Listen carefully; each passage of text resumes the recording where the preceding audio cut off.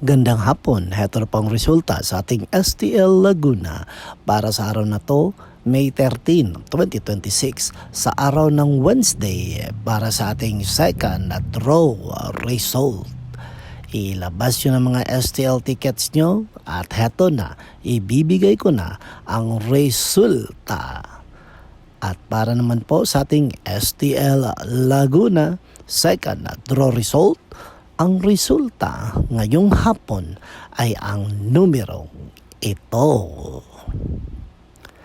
Kahit mayaman man o mahirap, lahat tayo ay tatanda.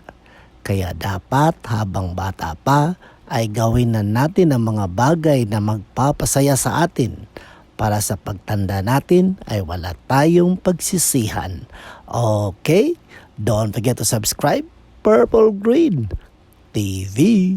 Paki-like at share po. Thank you!